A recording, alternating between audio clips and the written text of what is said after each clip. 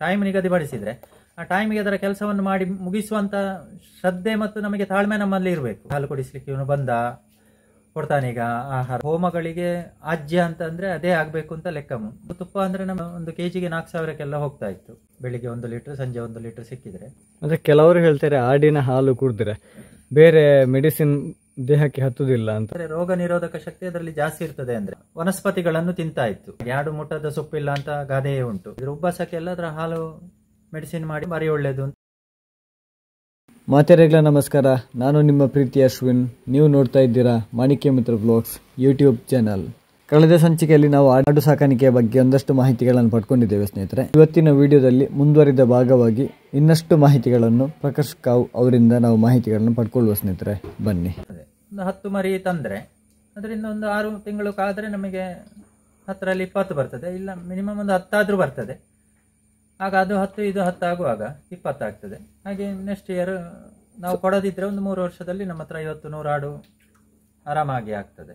Food ಮತ್ತೆ ಅದೇ ನಾವು ಮೈಂಟೈನ್ ಮಾಡೋದು, ಅದರ ಟೈಮಿಗೆ ಅದಕ್ಕೆ ನೀರು ಮತ್ತೆ ಫುಡ್ ಹಾಕೋದೆಲ್ಲ ಕರೆಕ್ಟ್ ಟೈಮಿಗೆ ಹಾಕೊಂಡ್ರೆ ಯಾವುದು ಅಷ್ಟೇ. ನಾವೀಗ ಆಹಾರ ತಿನ್ನೋದಿದ್ರು ಬೆಳಿಗ್ಗೆ ಒಂದು 8 ಗಂಟೆ ಅಂದ್ರೆ ಇದ್ರೆ ನಮಗೆ ಆ 8 ಗಂಟೆಗೆ ತಿನ್ನದಿದ್ರೆ ಸ್ವಲ್ಪ ವ್ಯತ್ಯಾಸ ಆಗ್ತದೆ. ಅವುಗಳಿಗೂ ಹಾಗೆ ನಾವು ಟೈಮ್ ನಿಗದಿಪಡಿಸಿದ್ರೆ ಆ ಟೈಮಿಗೆ ಅದರ ಕೆಲಸವನ್ನು ಮಾಡಿ ಮುಗಿಸುವಂತ ಶ್ರದ್ಧೆ ಮತ್ತು ನಮಗೆ ತಾಳ್ಮೆ ನಮ್ಮಲ್ಲಿ ಇರಬೇಕು. ಅದಿದ್ರೆ ನಮಗೆ ಅದು ಎಲ್ಲ ಕೈ ಹಿಡಿಯುತ್ತದೆ, ನಮ್ಮ ಮಾತು ಕೇಳ್ತದೆ. ಈಗ ನಾವೆಲ್ಲ ಬರುವಾಗಲೇ ಅದು ಬೊಬ್ಬೆ ಆಗ್ತದೆ, ಅದಕ್ಕೆ ಗೊತ್ತಾಗ್ತದೆ. ಸಣ್ಣ ಮರಿಗಳಿಗೆ ಹಾಲು ಕುಡಿಸ್ಲಿಕ್ಕೆ ಇವನು ಬಂದ ಕೊಡ್ತಾನೀಗ ಆಹಾರ ನಮಗೆ ಅಂತ ಹೇಳುವಂಥದ್ದು ಅದೇ ಕೂಗ್ತವೆ. ಅದು ನಮಗೆ ಒಂದು ಖುಷಿ ಆಗ್ತದೆ. ಎಷ್ಟೇ ತಲೆ ಬಿಸಿ ಇದ್ರು ಇವುಗಳ ಜೊತೆ ಒಮ್ಮೆ ನೋಡ್ಕೊಂಡು ಬರುವಾಗ ನಮ್ಮ ತಲೆ ಬಿಸಿ ಎಲ್ಲ ಹೋಗ್ತದೆ. ಖುಷಿ ಅಂದ್ರೆ ಒಂದು ಖುಷಿ ಆಗ್ತದೆ ಅಷ್ಟೇ. ನಾವು ಇಲ್ಲೇ ಇದ್ದು ಇದು ಮಾಡುದು, ನಮ್ಮ ಹೊರಗಡೆ ಎಲ್ಲ ಹೋಗುದಿಲ್ಲಲ್ಲ, ಆದ ಕಾರಣ. ಈಗ ಅದರಲ್ಲಿ ಆಡಿನ ತುಪ್ಪಕ್ಕೂ ಮತ್ತೆ ಹಾಲಿಗೂ ರೇಟ್ ಒಳ್ಳೇದು ಅಂತ ಹೇಳ್ತಾರೆ, ಅದು ಹೇಗೆ? ತುಪ್ಪ ನಾನು ಕಳೆದ ಸಲ ಎಲ್ಲ ಮಾಡ್ತಾ ಇದ್ದೆ. ಈಗ ಮರಿಗಳು ಜಾಸ್ತಿ ಇದ್ದ ಕಾರಣ ಈಗ ಮಾಡುದಿಲ್ಲ. ಈ ನಾವು ಪೂಜೆ ಪುನಸ್ಕಾರ ಇದು ಮಾಡುವಾಗ ಹೋಮಗಳಿಗೆ ಆಜ್ಯ ಅಂತ ಅಂದ್ರೆ ಅದೇ ಆಗ್ಬೇಕು ಅಂತ ಲೆಕ್ಕ ಅಂತೆ. ಗೊತ್ತಿರ್ಲಿಲ್ಲ ನನಗೆ ಸಹ. ಒಬ್ರು ಹೇಳಿದ್ರು ಕೊಡ್ತೀಯಾ ಅಂತ, ಮತ್ತೆ ನಾನು ಮಾಡ್ಲಿಕ್ಕೆ ಶುರು ಮಾಡಿದೆ. ಅದ್ರ ಬರುವುದ ಪ್ರಮಾಣ ಕಮ್ಮಿ, ಅದರಲ್ಲಿ ನಮಗೆ ದನದಲ್ಲಿ ಬಂದಾಗಿ ಬರುವುದಿಲ್ಲ. ಮತ್ತೆ ಹಾಲು ಸಹ ಕಮ್ಮಿ ಆದ ಕಾರಣ ಫ್ಯಾಟಿನ ಅಂಶ ಕಮ್ಮಿ ಇರ್ತದೆ ಅದರಲ್ಲಿ. ಅದು ತುಪ್ಪ ಅಂದ್ರೆ ನಮ್ಮ 1 kgಗೆ 4,000ಕ್ಕೆಲ್ಲ ಹೋಗ್ತಾ ಇತ್ತು. ನಾನೊಂದು 5-6 kg ತುಪ್ಪ ಮಾಡಿ ಮಾರಿದ್ದೇನೆ. ಹಾಲು ಕೊಡ್ಲಿಲ್ಲ. ಮತ್ತೆ ಏನಾದರೂ ಮೆಡಿಸಿನಿಗೆ ಬಂದವರಿಗೆ ಹಾಲು ಕೊಟ್ಟಿದ್ದೇನೆ. 1-2-3 ಜನ ಬಂದು ತಗೊಂಡು ಹೋಗಿದ್ದಾರೆ. ಅದೇ ಇದು ಹಾಲು ಕೆಲವರು ಬಾಟ್ಲಿಯಲ್ಲಿ ಹಾಕಿ ಮಾರ್ತಾರೆ. ಅದೆಲ್ಲ ಈ ಬೀಟೆಲ್ ಇದರಲ್ಲೆಲ್ಲ ಒಳ್ಳೆ ಬರ್ತದೆ. ನಮಗೆ ಸಣ್ಣ ಸಣ್ಣ ಬ್ರೀಡ್ ಆದರೆ ಈ ಹಾಲಿನ ಇದನ್ನು ತೆಗಿಲಿಕ್ಕೆ ಆಗುದಿಲ್ಲ. ಬೀಟೆಲ್ಲೇ ಮಾಡ್ತಾ ಇರುವಾಗ ಒಳ್ಳೆ ಬರ್ತಾ ಇತ್ತು. ಈಗ 1-2 ಬೀಟೆಲ್ ಉಂಟಷ್ಟೇ. ಕೋಟ ಮತ್ತು ಬೀಟೆಲ್ನಲ್ಲಿ ಒಳ್ಳೆ ಹಾಲಿನ ಇಳುವರಿ ಜಾಸ್ತಿ ಇರ್ತದೆ. 1-1.5 ಲೀಟರ್ 2 ಲೀಟರ್ ತನಕ ಹಾಲು ಸಿಗ್ತದೆ ನಮಗೆ. ಬೆಳಿಗ್ಗೆ 1 ಲೀಟರ್, ಸಂಜೆ 1 ಲೀಟರ್ ಸಿಕ್ಕಿದ್ರೆ ಸ್ವಲ್ಪ ತುಪ್ಪದಲ್ಲಿ ಒಳ್ಳೆ ಇದಾಗ್ತದೆ. ಅಂದರೆ ಕೆಲವರು ಹೇಳ್ತಾರೆ ಆಡಿನ ಹಾಲು ಕುಡಿದ್ರೆ ಬೇರೆ ಮೆಡಿಸಿನ್ ದೇಹಕ್ಕೆ ಹತ್ತುದಿಲ್ಲ ಅಂತ. ಅದೆಲ್ಲ ಸುಮ್ಮನೆ. ಮುಂಚಿನವರು ಆಡಿನ ಹಾಲೆ ಕುಡಿತಾ ಇದ್ರಲ್ಲ, ಆಗ ಏನು ಇದಾಗ್ತಿರ್ಲಿಲ್ಲ. ಅಂದ್ರೆ ರೋಗ ನಿರೋಧಕ ಶಕ್ತಿ ಅದರಲ್ಲಿ ಜಾಸ್ತಿ ಇರ್ತದೆ. ಅದಂದ್ರೆ ಮುಂಚಿನ ಆಡುಗಳು ನಿಮಗೆ ಈಗ ದನನು ಹೇಳುದು, ಈಗಿನ ದನದ ಹಾಲು ಕುಡಿದೋಕ್ಕಿಂತಲೂ ಮುಂಚಿನ ದನ ಆದ್ರೆ ನಿಮಗೆ ಹೊರಗಡೆ ಹೋಗಿ ಮೇಯ್ಕೊಂಡು ಬಂದ್ರೆ ಎಲ್ಲ ವನಸ್ಪತಿಗಳನ್ನು ತಿಂತಾ ಇತ್ತು. ಆಡು ಸಹ ಹಾಗೆ. ಆಡು ಮುಟ್ಟದ ಸೊಪ್ಪಿಲ್ಲ ಅಂತ ಗಾದೆಯೇ ಉಂಟು. ಎಲ್ಲ ವಿಧದ ಸೊಪ್ಪುಗಳನ್ನು ತಿಂದುಕೊಂಡು ಬರ್ತದೆ. ಈ ಕಮ್ಯುನಿಸ್ಟ್ ಕೆಲವು ಈಗ ಈ ಜಾತಿ ಆಡುಗಳು ಕಮ್ಯುನಿಸ್ಟ್ ಅನ್ನು ತಿಂತವೆ. ಆಗ ಈ ವನಸ್ಪತಿ ಅಂಶ ನಮಗೆ ಸಿಗುವಾಗ ಮೆಡಿಸಿನ್ ಅಂಶ ಇರ್ತಾ ಇತ್ತು ಅಂತ ಒಂದು ಇದು ತುಪ್ಪದಲ್ಲಿ ಹಾಲಿನಲ್ಲೆಲ್ಲ.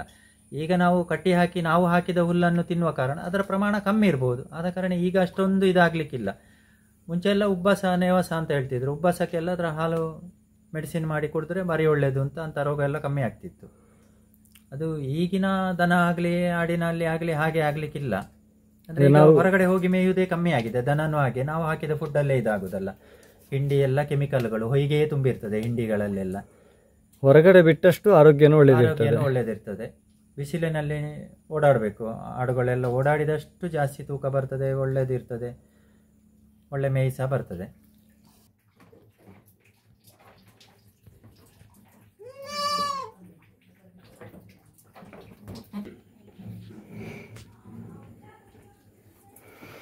ಈಗ ಇದರಲ್ಲಿ ಯಾವುದೆಲ್ಲ ಬ್ರೀಡ್ ಉಂಟು ನಿಮ್ಮಲ್ಲಿ? ಈಗ ಅದು ದೊಡ್ಡದು ಬೀಟೆಲ್, ಆಚೆದ್ದು ಕೋಟ. ಬೀಟೆಲ್ ಅದು ಪ್ಯೂರಾ ಕ್ರಾಸ್ ಉಂಟು? ಪ್ಯೂರ್ ಬೀಟೆಲ್. ಅದರಲ್ಲಿ 2 ಬರ್ತದೆ, ಪಂಜಾಬಿ ಬೀಟೆಲ್ ಮತ್ತೆ ಹೈದರಾಬಾದ್ ಬೀಟೆಲ್. ಇದು ಹೈದರಾಬಾದ್ ಬೀಟೆಲ್. ಪಂಜಾಬಿ ಬೀಟೆಲ್ ಬ್ಲ್ಯಾಕ್ ಬರ್ತದೆ. ಬ್ಲ್ಯಾಕ್ ಮತ್ತೆ ಕಾಫಿ ಕಲರ್. ಇದು ವೈಟ್. ಇದರಲ್ಲೂ ಕಾಫಿ ಕಲರ್ ಬರ್ತದೆ, ಸ್ವಲ್ಪ ಮಂಗಳ ತರ ಬಂದು. ಹಾಗೆ. ಇದು ಕೋಟಾ ಕ್ರಾಸ್. ಇದು ಕೋಟದ ಕಲರೇ ಹಾಗೆ ಬರ್ತದಲ್ಲ, ಒರಿಜಿನಲ್ ಕಲರ್ ಅದು. ಒರಿಜಿನಲ್. ಅದು ಎಷ್ಟು ಹಾಲು ಬರ್ತದೆ? ಬೆಲ್ಲ ಇನ್ನು ಹೀಗೆ ರೌಂಡ್ ರೌಂಡ್ ಸುತ್ತಿ ಸುತ್ತಿ ಬರ್ತದೆ. ಅದು ಇಲ್ಲಿ ಬಂದ ಕಾರಣವೇನು ಬರಲಿಲ್ಲ ಅಷ್ಟು. ಹೌದು, ಒಂದು ಸುರುಳಿಯಾಗಿ ಓಟೆಯಾಗಿ ಬರ್ತದೆ ಬರ್ತದೆ ಅದು. ಹಾಗೆ ಅದಕ್ಕೂ ಒಳ್ಳೆ ಹಾಲು ಉಂಟು ಅದರಲ್ಲಿ. ಕರೆದ ಕೂಡಲೇ ಬರ್ತಾ ಇದೆ. ಲಕ್ಷ್ಮಿ ಅಂತ ಹೆಸರಿಟ್ಟಿದ್ದೇನೆ ಅದಕ್ಕೆ. ಹಾಗೆ ಲಕ್ಷ್ಮಿ. ಹೌದು, ಕರೆದ ಕೂಡಲೇ ಬರ್ತದೆ ಅದು. ಅದು ಎಷ್ಟು ವರ್ಷ ಆಯ್ತು ನಿಮ್ಮಲ್ಲಿ? ಅದೀಗ ನನ್ನಲ್ಲಿ ಇರೋದು ಒಂದು 3 ವರ್ಷ ಆಯ್ತು. 3 ವರ್ಷ. ಹಾ. ಅದೊಂದು ಕಪಿಲೇನ ಅಂತಲ್ಲ, ಸ್ವಲ್ಪ ಆಡಿನಲ್ಲಿ ಸ್ವಲ್ಪ ಮಲಬಾರಿ ಕ್ರಾಸ್. ಕಪಿಲ ಕಲರ್ ಸ್ವಲ್ಪ ಕಾಂತ ಉಂಟು. ಇದು ಜಮ್ನಪಾರಿ. ಈಗ ಗಂಡು ಒಂದು ಹೆಣ್ಣು ಒಂದು ಉಂಟು. ಅದು ಗಂಡಿ ಒಂದೇ. ಅದೊಂದು ಮಲಬಾರಿ ಕ್ರಾಸ್. ಆಚೆದು ಕೋಟ, ಇದು ಬೋಯರ್ ಜಾತಿ. ಅದು ನೋಡುವ ಗಿಡ್ಡ ತಳಿ. ಆಚೆ ಲಾಸ್ಟಿಗೆ ಇಟ್ಟದ್ದು. ಇದು ಮಲಬಾರಿ, ಈಚೆದ್ದು ಮಲಬಾರ್. ಒಳ್ಳೆ ಹೈಟ್ ವೈಟ್ ಎಲ್ಲ ಲೆಂತ್ ಉಂಟಲ್ಲ ಅದು. ಆಡಿನಲ್ಲಿ ಮೈ ನೋಡ್ಬೇಕಾದ್ದು ಎಂತ ಲೆಂತ್ ಅಲ್ಲ, ಲೆಂತ್ ಮತ್ತೆ ಹೈಟ್ ಬರಬೇಕು. ಅದು ಹಾಗೆ ಉದ್ದ ಬಂದಷ್ಟು ಒಳ್ಳೆ ಹೈಟ್ ಬರ್ತದೆ ಅಂತ. ಅದು ಯಾಕೆ ಕಟ್ಟಿ ಹಾಕಿದ್ದು ಅದನ್ನು? ಅದು ಸ್ವಲ್ಪ ಜೋರು ಉಂಟು. ಇದಕ್ಕೆಲ್ಲ ತಿನ್ಲಿಕ್ಕೆ ಬಿಡುದಿಲ್ಲ, ಅದೇ ತಿಂತದೆ. ಅದು ಕುಟ್ಟಿ ಬೋಯರ್. ಹೌದು. ಅದೊಂದು 4-5 ವರ್ಷದಿಂದ ಉಂಟು ನನ್ನ ಹತ್ರ. ಸುಮಾರು ಮರಿಗಳಾಯ್ತು ಅದರದ್ದು. ಈಗಲೂ ಒಂದು 4 ಮರಿ ಉಂಟು ಅದರದ್ದೇ. ಅದು ಹೈಟ್ ಗಿಡ್ಡ ತಳಿ. ಗಿಡ್ಡದಲ್ಲಿ ಒಳ್ಳೆ ಬಾಡಿ ಎಲ್ಲ ಬರ್ತದೆ. 30-40 kg ತನಕ ಬರ್ತದೆ. ಈಗ ನಾವು ಮೇನ್ ಆಗಿ ಇಲ್ಲಿ ನಿಮ್ಮ ಗೂಡಲ್ಲಿ ತುಂಬಾ ಬಾಕ್ಸ್ ನೋಡ್ತಾ ಇದ್ದೇವೆ, ಕಂಪಾರ್ಟ್ಮೆಂಟ್. ಇದು ಯಾವ ಉದ್ದೇಶಕ್ಕಾಗಿ ನಿಜವಾಗಿ ಈ ತರ ಬೇಕಾ? ಅಂದ್ರೆ ಈಗ ಕೆಲವು ಜಾತಿ ಬೇರೆ ಬೇರೆ ಮಾಡ್ಲಿಕ್ಕೆ ನಮಗೆ, ಮತ್ತೆ ಹೆಣ್ಣನ್ನು ಬೇರೆ, ಮರಿಗಳನ್ನು ಬೇರೆ, ಗಂಡು ಬೇರೆ. ಇಲ್ಲಾಂದ್ರೆ ಒಂದೊಂದರಲ್ಲಿ 5-6 ಬಿಟ್ರೆ ಆಹಾರ ಹಾಕುವಾಗ ನಾವು ಎಲ್ಲ ಒಂದೇ ಸೈಡಿಗೆ ಬಂದು ತಿಂತಾ ಇರ್ತೇವೆ. ಇದಾದ್ರೆ ಅಲ್ಲಲ್ಲಿ ಒಂದು ಅಷ್ಟಕ್ಕೆ ಬೇಕಾದನ್ನು ಹಾಕುವಾಗ ಅಲ್ಲಲ್ಲಿ ಹಾಕ್ಲಿಕ್ಕೆ ಆಗ್ತದೆ ಅಂತ ನಾನು ಈ ರೀತಿ ಮಾಡಿದ್ದೆ. ಮಧ್ಯೆ ಡಿವೈಡ್ ಮಾಡಿ ಆರಾಮವಾಗಿರ್ತದೆ. ಮತ್ತೆ ಗಂಡು ಹೆಣ್ಣು ಮರಿಗಳು ಆ ತರ ಮರಿಗಳೆಲ್ಲ ಬೇರೆ ಬೇರೆ ಹಾಕ್ತೇನೆ. ಸಣ್ಣ ಮರಿ ಬೇರೆ, ಇದೊಂದು 5-6 ತಿಂಗಳದ್ದು ಬೇರೆ, ಮತ್ತೆ ಗಂಡು ಬೇರೆ, ಮತ್ತೆ ಈ ಗಬ್ಬ ಅದ್ದು ಬೇರೆ. ಹಾಗೆ ಇದ್ರೆ ನಿಜವಾಗಿ ಒಳ್ಳೇದಲ್ಲ. ಒಳ್ಳೇದು. ಹೌದು. ಹಾಗಾದ್ರೆ ಒಂದೊಂದು ಫೈಟ್ ಮಾಡಿ ಹೊಡೆದಾಡ್ಕೊಳ್ಳಿಕ್ಕೆಲ್ಲ ಇಲ್ಲ. ಫೈಟ್ ಮಾಡೋದೆಲ್ಲ ಇಲ್ಲ. ಹಾಗಾಗಿ ಮಾಡಿದ್ದು ಮಧ್ಯಭಾಗ ಮಾಡಿ. ಜೋಡಿಯ ಕುಟ್ಟನನ್ನು ಹಾಗೇನೆ ಸಪರೇಟ್ ಒಂದೇ ಬಾಕ್ಸ್ ಅಲ್ಲಿ ಇಟ್ಟರೆ ಒಳ್ಳೇದಲ್ಲ ನಿಜವಾಗಿ? ಒಳ್ಳೇದು. ಅದನ್ನು ಸಪರೇಟ್ ಇಟ್ಟರೆ ಇದರಲ್ಲಿ 3 ಹೆಣ್ಣು ಮರಿಗಳು ಉಂಟು. ಇದಕ್ಕೆ ಸ್ವಲ್ಪ ದೊಡ್ಡ ಕುಟ್ಟನನ್ನು ಜೋಡಿಗೆ ಕೊಟ್ರೆ ಒಳ್ಳೇದಂತಲ್ಲ, ತರಬೇಕು. ಈಗ ಕುಟ್ಟನನ್ನು ಜೋಡಿಗೆ ಕೊಡುವಂತ ಕುಟ್ಟನನ್ನು ಸಪರೇಟ್ ಇಟ್ಟರೆ ಸ್ವಲ್ಪ ಅಗ್ರೆಸಿವ್ ಆಗಿರ್ತದೆ, ಹೆಣ್ಣುಗಳಿಗೂ ಕೂಡ ಒಳ್ಳೇದಲ್ವ ಅದು. ಇದಕ್ಕೆ ಎಷ್ಟು ವರ್ಷ ಆಯ್ತು ಈ ಬೀಟೆಲಿಗೆ? ಇದಕ್ಕೆ 4 ವರ್ಷ ಆಯ್ತು ಈಗ. ನೀವು ಮರಿ ತಂದದ್ದ ಇಲ್ಲೇ ಆದದ್ದ? ಮರಿ ತಂದದ್ದು. ಎಷ್ಟು ಮರಿ ಇಟ್ಟಿದೆ ಈಗ? 3 ಮರಿ ಇಟ್ಟಿದೆ ಅದು. ಅದು ಹೇಗೆ ವರ್ಷಕ್ಕೆ? ಅದು ಕ್ರಾಸ್ ಆಗಿದ್ದು. ಅದೇ ಬೀಟಲ್ಲೇ ಗಂಡು ಸಿಗ್ಲಿಲ್ಲ ನಂಗೆ. ನನ್ನಲ್ಲಿದ್ದದನ್ನೆಲ್ಲ ಕೊಟ್ಟಾಗಿತ್ತು ಆವಾಗ ಇದನ್ನು ತರುವಾಗ. ಅದರ ಜೊತೆಯಲ್ಲಿ ಒಂದು ದೊಡ್ಡ ಬೀಟೆಲ್ಲ ತಂದಿದ್ದೆ ಗಂಡು, ಅದರಲ್ಲೇ ಆಗಿ ಮರಿ ಆಗಿದ್ದು. ಹೌದು, ನಿಮ್ಮ ಹತ್ರ ಅವತ್ತು ನಾನು ಒಂದು ನೋಡಿದ ನೆನಪು. ಈ ಪಾರ್ಟ್ ಅಲ್ಲಿ ಒಂದು ಒಳ್ಳೆ ಪ್ಯೂರ್ ಪಂಜಾಬಿ ಬೀಟಲ್ 2 ಆಡುಗಳು ಇಲ್ಲಿತ್ತು, ಒಂದು ಗಂಡು ಒಂದು ಹೆಣ್ಣು. 120 kg. ಬೀಟಲ್ ಆಡಿನ ಜಾತಿಯಲ್ಲೇ ಒಳ್ಳೆ ಹೈಟ್ ಬರುವಂತದ್ದು ಅಂತಲ್ಲ? ಬೀಟಲ್ ಒಳ್ಳೆ ಹೈಟ್ ಬರ್ತದೆ. 120-150 kg ಎಲ್ಲ ಒಳ್ಳೆ ಫುಡ್ ಕೊಟ್ರೆ ಎಲ್ಲ ಪಂಜಾಬಿ ಬರ್ತದೆ, ಇದು ಬರ್ತದೆ. 2 ಒಂದೇ ರೀತಿ ಬರ್ತದೆ. ಕಿವಿ ಉದ್ದ ಬರ್ತದಲ್ಲ? ಉದ್ದ ಬರ್ತದೆ. ದೊಡ್ಡ ಜಾತಿ. 150 kg ತನಕ ಬಂದ ಆಡನ್ನು ನೋಡಿದ್ದೆ ನಾನು ಮಂಗಳೂರಲ್ಲಿ ಒಂದು ಕಡೆ. 3 ಸಲ ಒಳ್ಳೆ ಫುಡ್ ಕೊಡ್ತಾ ಇದ್ರು. 150 kg ತನಕ ಇತ್ತು ಅದು. ಮತ್ತೆ ಜಮ್ನಪಾರಿ ಬರ್ತದೆ, ಶಿರೋಯಿ ಬರ್ತದೆ. ಶಿರೋಯಿ ಇಲ್ಲಿ ಎಲ್ಲ ಆಗುದಿಲ್ಲ. ಅದೇ ಕೋಟ ಎಲ್ಲ ದೊಡ್ಡ ಹೈಟ್ ಆಗುದಿಲ್ಲ. ಗಿಡ್ಡ ತಳಿಯಲ್ಲಿ ಬೋಯರ್ ಮತ್ತೆ ಮಲಬಾರಿ ಎಲ್ಲ ಅದಕ್ಕಿಂತ ಸ್ವಲ್ಪ ಎತ್ತರ ಬರುತ್ತದೆ. ಕ್ರಾಸ್ ಬ್ರೀಡ್ಗಳೆಲ್ಲ ನಮಗೆ ಒಳ್ಳೇದು. ಇಲ್ಲಿ ನಾಟಿ ಆಡುವ ಸಾಕುದಷ್ಟು ಒಳ್ಳೇದಲ್ಲ. ಸಾಕ್ಬಹುದು. ಅದೇ ಮರಿಗಳು ತುಂಬಾ ಆಗ್ತವೆ, ಕೆಜಿ ಸಿಗುದಿಲ್ಲ. ಹೌದು, ಕೆಜಿ ಬರುದಿಲ್ಲ. ಇದೆಲ್ಲ ವರ್ಷ ಆಗುವಾಗ 50-60 kg ಎಲ್ಲ ಆಗುವಾಗ ಅದು 2 ವರ್ಷ ಸಾಕಿದ್ರು ಕೂಡ ಬರುದು 30 kg 35 kg ಬರ್ತದೆ ಅಷ್ಟೇ. ಮರಿಗಳು ತುಂಬಾ ಆಗ್ತವೆ. ಈಗ ಯಾರಾದ್ರೂ ಆಡಿನ ಹಾಲು ಬೇಕು, ಆಡಿನ ತುಪ್ಪ ಬೇಕು ಅಂತ ಹೇಳಿದ್ರೆ ನಿಮ್ಮ ಹತ್ರ ಉಂಟಾ? ಈಗ ಸದ್ಯ ಇಲ್ಲ. ಕಳೆದ ಸಲ ಒಂದು ಪೂಜೆಗೆ ಕೊಟ್ಟ ಎಲ್ಲ ಖಾಲಿ ಆಗಿದೆ. ಆನಂತರ ನಾನು ಮಾಡ್ಲಿಕ್ಕೆ ಹೋಗ್ಲಿಲ್ಲ. ಹಾಲು ಬೇಕಾದ್ರೆ ಉಂಟು, 2-3 ಆಡಲ್ಲಿ ಹಾಲು ಉಂಟು. ಈಗ ತುಪ್ಪದ್ದು ಸ್ವಲ್ಪ ಸಮಯ ಇದು ಮಾಡ್ಬೇಕಷ್ಟೇ, ಮಾಡ್ಲಿಲ್ಲ. ಮರಿಗಳಿರುವ ಕಾರಣ ತುಪ್ಪ ಮಾಡ್ಲಿಕ್ಕೆ ಹೋಗ್ಲಿಲ್ಲ. ಆಡಿನ ಮರಿಗಳನ್ನು ನೋಡುವುದೇನು ಚಂದ ಅಲ್ವಾ? ಚಂದ, ಆಟ ಆಡ್ತಾ ಚಂದ. ಒಂದು 10-12 ಮರಿಗಳು ಉಂಟು. ಮರಿಗಳನ್ನೆಲ್ಲ ಕೊಡ್ತೀರಾ ಅಥವಾ ನೀವೇ ದೊಡ್ಡದು ಮಾಡ್ತೀರಾ ಹೇಗೆ? ಈ ಸಲ ಕೊಡುದಿಲ್ಲ ಅಂತ ಕೂತಿದ್ದೇನೆ. ಮೊನ್ನೆ 1-2-3 ಮರಿ ಬೇಕು ಅಂತ ಹೇಳಿ ಕುತ್ಕೊಂಡು ಹೋದ್ರು. ಇಲ್ಲಾಂದ್ರೆ ಮರಿ ಒಂದು ಜಾಸ್ತಿ ಇತ್ತು, 20 ಮರಿ ತನಕ ಇತ್ತು. ಆಗ ಒಂದು 5-6 ಮರಿ ಕೊಟ್ಟೆ ಈಗ. ನಂತರ ಈಗ ಕೊಡುದಿಲ್ಲ ಅಂತ ಇದ್ದೇನೆ. ಯಾವುದು ಗಂಡು ಮಾತ್ರ? ಗಂಡನ್ನು ಕೊಡುದಿಲ್ಲ, ಹೆಣ್ಣನ್ನು ಕೊಡುದಿಲ್ಲ ಅಂತ. 1 ವರ್ಷ ಆದ ನಂತರನೇ ಕೊಡುದು ಅಂತ ಹೇಳಿ. ಸ್ವಲ್ಪ ನಮಗೆ ಪ್ರಾಫಿಟ್ ಆಗ್ತದೆ. ಬರೀ ಮರಿಗಳಲ್ಲಿ ಕೊಟ್ರೆ ನಾವು ಹೇಳಿದ ರೇಟ್ ಕೊಡುದಿಲ್ಲ, ಕಮ್ಮಿ ಕೊಡ್ಲಿಕ್ಕೆ ನಮಗೆ ಇದಾಗ್ತದೆ. ಹಾಗಾಗಿ ಕೊಡ್ಲಿಕ್ಕೆ ಹೋಗ್ಲಿಲ್ಲ ಈ ಸಲ. ಮತ್ತೆ ಆಡುನು ಸಂಖ್ಯೆ ಕಮ್ಮಿ ಆಗಿದೆ ನನ್ನ ಹತ್ರ ಈಗ. ಸ್ವಲ್ಪ ಹೌದು, ಡೆವಲಪ್ ಆಗಲಿ ಅಂತ ಹೇಳಿ ಬಿಟ್ಟಿದ್ದೇನೆ. ಸಣ್ಣ ಮರಿಗಳಲ್ಲೂ ಗಂಡೇ ಜಾಸ್ತಿ ಇರುದು, ಹೆಣ್ಣು ಮರಿ ಕಮ್ಮಿ ಇದೆ. 2-3 ಮಾತ್ರ ಹೆಣ್ಣು ಮರಿ ಉಂಟು, ಬಾಕಿ ಎಲ್ಲ ಗಂಡು ಮರಿಯೇ ಇರುದು. ಆಡಿನ ಗೂಡಲ್ಲಿ ಇನ್ನೊಂದು ವಿಷಯ ಅಂತ ಹೇಳಿದ್ರೆ, ಈಗ ಸ್ವಲ್ಪ ಓಪನ್ ಆಗಿರ್ಬೇಕು. ಓಪನ್ ಆಗಿದ್ರೆ ಗಾಳಿ ಕೂಡ ಒಳ್ಳೆ ರೀತಿಯಲ್ಲಿ ಬರ್ತದೆ. ಗಾಳಿ ಸಂಚಾರ ಇದ್ರೆ ಆಡುಗಳ ಬೆಳವಣಿಗೆ ಕೂಡ ಒಳ್ಳೆ ರೀತಿಯಲ್ಲಿ ಆಗ್ತದೆ. ನಾವು ಫುಲ್ಲು ಟೈಟ್, ಏರ್ ಟೈಟ್ ಎಲ್ಲ ಇದ್ರೆ ಒಳ್ಳೇದಾಗುದಿಲ್ಲ.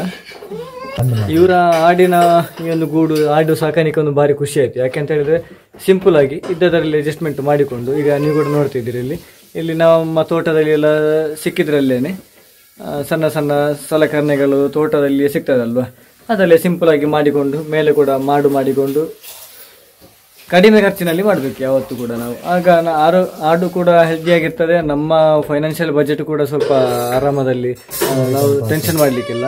ನಮ್ಮ ಈ ಭಾಗದಲ್ಲಿ ಸ್ವಲ್ಪ ನಾವು ಹೇಳಿದ ರೇಟ್ ಎಲ್ಲ ಸಿಗುದಿಲ್ಲ, ಸ್ವಲ್ಪ ಕಷ್ಟನೇ ರೇಟ್ ಎಲ್ಲ ಸಿಗುದು. ಹಾಗಿರುವಾಗ ನಾವು ಸಿಂಪಲ್ ಅಲ್ಲಿ ಮಾಡಿದ್ರೆ ಬೆಸ್ಟ್. ಇದು ಫುಟ್ಬಾಲ್ ಇಲ್ಲ, ಡೈರೆಕ್ಟ್ ಹೇಳ್ಕೊಳ್ಳೋದು. ಗೇಟ್ ಅಲ್ಲಿ ಓಪನ್ ಮಾಡಿದ ತಕ್ಷಣ ಸೀದಾ ಪಂಪಿಗೆ ಹೋಗ್ತದೆ. ಇದರಲ್ಲಿ ಹಿಕ್ಕೆ ಮತ್ತು ಎಲ್ಲ ನೀರು ಮೂತ್ರ ಎಲ್ಲ ಒಟ್ಟಿಗೆ ಹೋಗಿ ಪುಡಿ ಆಗುದಿಲ್ಲ ಅಲ್ಲಿಯಾ? ಪಂಪಲ್ಲೂ ಪುಡಿ ಆಗ್ತದೆ, ಇಲ್ಲೇ ಮತ್ತೆ ನಾವು ನೀರು ಬಿಡುವ ಕಾರಣ ಇಲ್ಲೇ ಪುಡಿ ಆಗ್ತದೆ, ಡೈರೆಕ್ಟ್ ಹೋಗ್ತದೆ. ಅದು ಪಂಪ್ ಅಂತ ಎಳ್ದು ಕೊಡುದಾ ಅದನ್ನು? ಹೌದು, ದೂಡಿ ಕೊಡ್ಲಿಕ್ಕೆ ಮಾತ್ರ ಪಂಪ್, ಅದು ಎಳಿಲಿಕ್ಕಿಲ್ಲ, ದೂಡಿ ಕೊಡುದು ಮಾತ್ರ. ಅದೇ ಹೊಂಡದ ಲೆವೆಲ್ಗೆ ಇಟ್ಟದ್ದು. ಹಾಗಾಗಿ ನೀರನ್ನು ಹಾಕಿದ್ರೆ ನಾವು ಫುಟ್ಬಾಲಿಗೆ ನೀರು ಹಾಕಬೇಕು, ಇದು ಹಾಕಬೇಕು.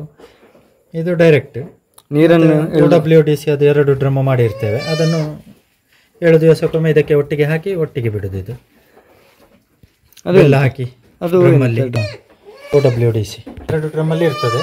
ಸರಿ, 2 kg ಬೆಲ್ಲ ಹಾಕ್ಲಿಕ್ಕೆ ಉಂಟು. ಅದಕ್ಕೆ 200 ಲೀಟರ್ ನೀರನ್ನು ಇದಕ್ಕೆ ಹಾಕಿ, 200 ಹಾಕುದಿಲ್ಲ, 190 ಲೀಟರ್ ನೀರು ಹಾಕಿ 10 ಲೀಟರ್ದಲ್ಲಿ ಉಳಿಸಿಕೊಂಡು ಪುನಃ ಅದಕ್ಕೆ 2 kg ಬೆಲ್ಲ ಹಾಕಿ WDC, ಹೌದು, ಅದನ್ನ 7 ದಿವಸಕ್ಕೊಮ್ಮೆ ಇದಕ್ಕೆ ಹಾಕಿ ನಾವು ಒಟ್ಟಿಗೆ ಪಂಪ್ ಮಾಡಿ ಅಲ್ಲಿ ಕಾಂಪೋಸ್ಟ್ಗೆ ಬಿಡುದು. ಇಲ್ಲಿಗೆ ಹಾಕಿ ಇಲ್ಲಿಂದಲೇ ಬಿಡುದು, ಇಲ್ಲಿಂದ ಕಾಂಪೋಸ್ಟ್ಗೆ ಒಟ್ಟಿಗೆ ಬಿಡುದು. ಎಂತ WDC ಅಂದ್ರೆ ನಾವು ಸ್ಟಾರ್ಟಿಂಗ್ ತೆಗೆಯುವಾಗ ಅದೊಂದು ದನದ ಸೆಗಣಿಯಿಂದ ಮಾಡುದಂತೆ. ಅದು ಸಿಗ್ತದೆ ಬಾಟ್ಲಲ್ಲಿ, ಅದು ಫುಲ್ ಪುಡಿ ಆಗ್ಲಿಕ್ಕೆ ಒಳ್ಳೇದಲ್ಲ, ಗೊಬ್ಬರ ಮಾಡಿ ಕೊಡ್ತದೆ ಅಂತ ಅವ್ರದೊಂದು ಇದು. ಅದೊಂದು ಈಗ 2 ವರ್ಷದಿಂದ ಅದನ್ನು ಮಾಡ್ತಾ ಇದ್ದೇನೆ. 4 ಲೀಟರ್ ಮಾಡಿ, ಈ ಸಲ ಒಂದು 500 ಲೀಟರ್ ಮಾಡಿ ಟ್ರಿಪ್ ಅಲ್ಲೂ ಬಿಡ್ಬೇಕು ಅಂತ ಉಂಟು, ನೋಡ್ಬೇಕು ಅದೆಂತ ಅಂತ. ಈಗ ಆಡಿನ ಹಿಕ್ಕೆ ಗಟ್ಟಿ ಉಂಟು, ಅದು ಹುಡಿಯಾಗುದಿಲ್ಲ ಅಂತ ಹೇಳ್ತಾರಲ್ವ, ಮತ್ತೆ ನೀವು ಅದನ್ನು ಹೇಗೆ? ಅದು ಇಲ್ಲ, ಹುಡಿ ಆಗ್ತದೆ. ನಾವು ಅವತ್ತೇ ಅದಕ್ಕೆ ನೀರಿನ ಪಸೆ ಬಿದ್ರೆ ಹಾಕುವಾಗ್ಲೇ ಅದು ಸೀದಾ ಹೋಗಿ ಅಲ್ಲಿ ಕೆಳಗಡೆ ನೀರು ಇರ್ತದೆ, ಇದರದೇ ಮೂತ್ರದ ನೀರು ಇರ್ತದೆ. ಒಮ್ಮೆ ಸ್ವಲ್ಪ ತುಂಬಿಸ್ತೇನೆ ನೀರು, ಮತ್ತೆ ಅದರಲ್ಲಿ ಮೂತ್ರ ಮಾಡಿದ ಅದರಲ್ಲೇ ಇರ್ತದೆ. ಅದಕ್ಕೆ ಹಿಕ್ಕೆ ಬೀಳುವಾಗ ಅದು ಹುಡಿ ಆಗ್ತದೆ. ಅಂದ್ರೆ ಯಾವಾಗ್ಲೂ ಕೆಳಗಡೆ ಸ್ವಲ್ಪ ನೀರು ಇರ್ತದೆ, ಹಿಕ್ಕೆ ಬೀಳುದು ನೀರಿಗೆ ಹೋಗು ನೀರಿಗೆ ಬೀಳುದು, ಹಾಗಾಗಿ ಅದು ಪುಡಿ ಆಗ್ತದೆ. ಮತ್ತೆ ಅದರ ಮೂತ್ರ ಎಲ್ಲ ಬೀಳುವಾಗ ಡೈಲಿ ಆ ನೀರು ಜಾಸ್ತಿ ಆಗ್ತಾ ಹೋಗ್ತದೆ. ಹೌದು, ಮೂತ್ರ ಸ್ವಲ್ಪ ಖಾರ ಅಲ್ವಾ, ಸ್ವಲ್ಪ ಖಾರ ಅಲ್ವಾ, ಗಟ್ಟಿ ಆಗ್ಲಿಕ್ಕೆ ಆಪ್ಷನ್ ಇಲ್ಲ, ಒಣಗಲಿಕ್ಕೆ ಆಪ್ಷನ್ ಇಲ್ಲ, ಕಸ ಇರುವ ಕಾರಣ ಸೀದಾ ಇದಾಗ್ತದೆ. ನ್ಯಾಚುರಲ್ ಆಗಿ ತೋಟಕ್ಕೆ ಸಿಗ್ತದೆ, ಕೆಲಸನೂ ಕಡಿಮೆ. ಹೌದು, ನಂಗೆ 1-2 ಕೊಡ್ತಿರೋದ್ರಲ್ಲಿ.